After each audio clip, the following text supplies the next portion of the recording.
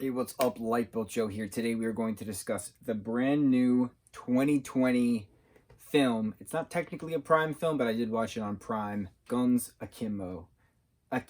Guns Akimbo. It means like bent. Like your arm is bent. Guns Akimbo. Stars Daniel Radcliffe, Samara Weaving, a bunch of other people.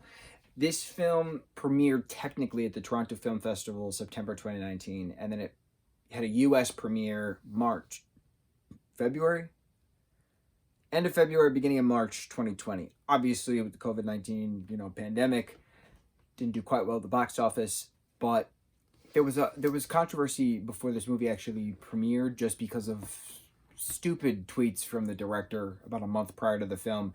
But film's released. But Saban Films is the distributor of this, and they released a statement. But I knew this existed only because of behind the scenes like shots of Daniel Radcliffe holding guns in fuzzy bear slippers and having no pants and a robe, like in the middle of the street against cops.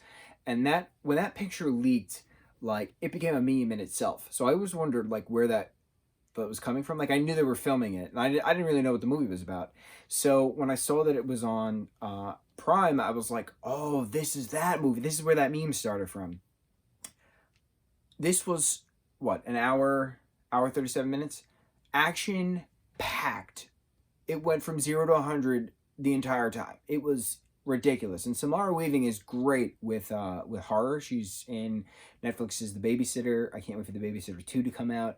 She just did Hide and Seek, which was perfect. Her smoking that cigarette when the sun rises and covered in blood, perfect. So for her to be this badass Nyx character, tattooed, pierced, and scarred up from years of fighting and killing people, it's perfect. And to have Daniel Radcliffe play this video game designer who inadvertently gets thrown into this world of Schism, perfect. So Schism is this app that everybody can view, which has two people pitted against each other in a murderous death match.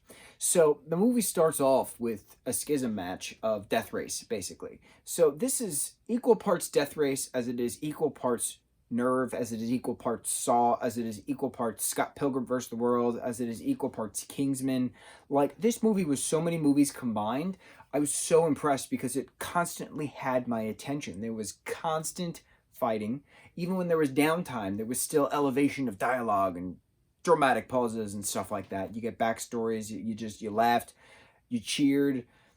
It was very interesting because this is 2020, right? Nerve, the movie, Emma Roberts and Dave Franco, same concept of a user-based app, which is truth or dare kind of a thing. Like, you do this challenge and, people watch you, and then Machine Gun Kelly's involved, and they all kind of figure out a way to break the cycle and stop the app and, trick everyone into believing a murder, which is exactly literally what Dan and Sam did. Dan and Sam, their characters did in this movie to trick the app users to thinking that Daniel Radcliffe was actually killed.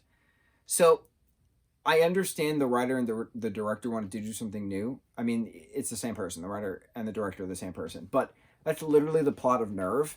But I didn't have anything. I wasn't mad that it was the same exact plot from Nerve, because this was just on another level. This was straight up video game violence and comic book fandom. It was just so cool watching it, because Nerve is action and adventure and thriller, but it's different compared to Guns Akimbo. Straight up different. So different comparing the two of them.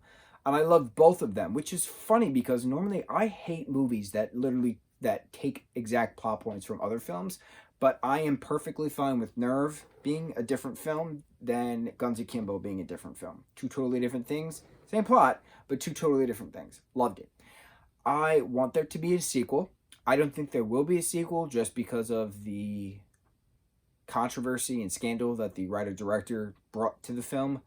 But you could always just get a new writer, and you can always just get a new director. They do it on franchises all the time.